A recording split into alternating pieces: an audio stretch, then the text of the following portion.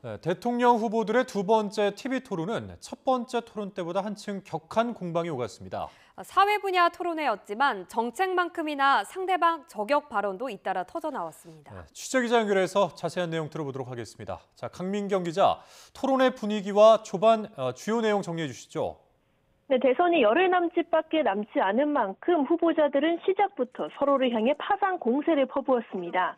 모두 발언에서 민주당 이재명 후보가 헌정 질서를 회복하겠다며 진짜 대한민국이란 구호를 강조하자 국민의힘 김문수 후보는 가짜 검사, 즉 검사 사칭을 한 사람이 할 말은 아니라고 각을 세웠습니다. 개혁신당 이준석 후보는 기득권이 주장한 막사니즘과 부정선거 음모론에 모두 의의를 제기한다며 양측을 싸잡아 비판했습니다. 민주노동당 권영국 후보는 윤석열 전 대통령이 부정선거 관련 영화를 본 걸 정조준하며 지금 당장 재구속시켜야 한다고 촉구했습니다. 네, 오늘 토론회에서 후보자들은 시작부터 날카롭게 대립했는데 이 과정에서 설정과 비방전도 꽤 나왔다고 들었습니다. 이 부분도 정리해 주시죠. 갈등 극복과 통합 방안을 묻는 주제 토론에서 민주당 이재명 후보는 상대를 싸잡아 제거하려는 내란 세력의 심판이 가장 중요하다고 강조했습니다. 극우 세력 비호도 멈춰야 한다며 김문수 후보가 과거 전광훈 목사 집회에 참석해 눈물을 흘렸다고 주장하기도 했습니다.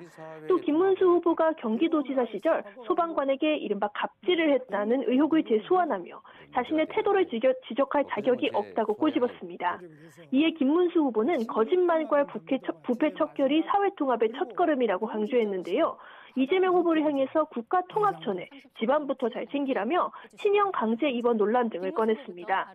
또 이재명 후보가 과거 피습 당시 부산대병원에서 치료받다가 서울대병원으로 이송된 걸 거론하며 부산대병원은 왜 못 믿었고 본인의 치적인 성남공공의료원에는 왜 가지 않았느냐고 몰아붙이기도 했습니다.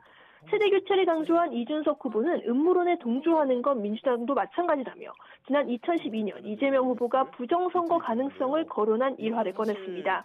이에 이재명 후보는 이준석 후보가 12.3 계엄 당시 해제 표결에 참여하지 않으며 실제로 계엄에 동조한 것 아니냐고 반박한 뒤에 이번 대선에서도 막판 단일화로 내란 세력과 손을 잡으려는 것 아니냐는 의문을 제기했습니다. 반면 권영국 후보는 김문수 후보를 집중 공격했는데 부정선거와 윤석열 전 대통령에 대한 입장부터 확실히 정리하라고 촉구했습니다. 네, 그리고 연금과 의료 개혁 등과 같은 이 복지 정책을 두고도 맞붙었다고요? 그렇습니다. 이재명 후보는 최근 국회를 통과한 연금 개혁에 대해 과거보다 조금이라도 나은 방향으로 바뀌었다는 점을 들여다보자고 했습니다. 반면 전 정부가 추진한 의정 갈등은 비판하며 대선 직후 해법을 마련해야 한다고 강조했습니다. 김문수 후보 역시 의정 갈등에 대해서는 사과하며 지난 정부가 추진한 의료 정책을 원점 재검토하겠다고 약속했는데요. 연금 개혁에는 국민의힘이 줄곧 주장해오던 자동 조정 장치를 꼭 도입해야 한다고 했습니다. 이준석 후보는 계엄을 선포한 국민의힘도 문제지만 파란 옷을 입은 계엄 세력인 민주당도 마찬가지라며 양당을 모두 기득권으로 규정했습니다. 정책적으로는 신고연금을 분리하는 등 대대적 연금 개혁이 필요하다고 했는데 여기에 더해 건강보험도 손봐야 한다며 진료비 수가 개혁 등을 촉구했습니다. 권영국 후보는 기초연금을 70만 원으로 인상해 노인 빈곤을 해소하자고 주장하며 부자 증세를 하면 충분히 재원 마련이 가능하다고 했습니다. 후반부에는 기후위기 대응 방안을 놓고 대립했는데 이재명 후보는 원전을 완전히 중단할 수는 없다면서도 에너지 믹스, 즉 재생에너지 확대와 원전이 같이 가야 한다고 주장했습니다. 그러자 김문수 후보는 풍력과 태양광은 원전보다 최대 8배 비싸다고 주장하며 값싸고 친환경적인 원전을 더 지어야 산업 경쟁력을 확보할 수 있다고 했습니다.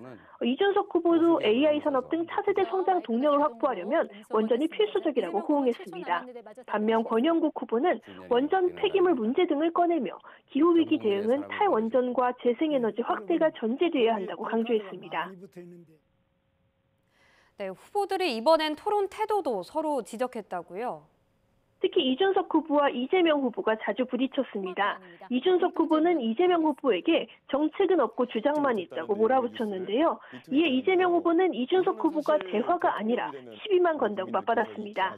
사회 분야를 주제로 한 이번 토론은 전반적으로 지난 18일 경제 분야 1차 토론 때보다 치열했고 난타전 성격의 집단 평가가 나옵니다.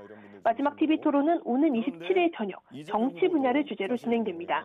지금까지 정치부에서 YTN 강민경입니다.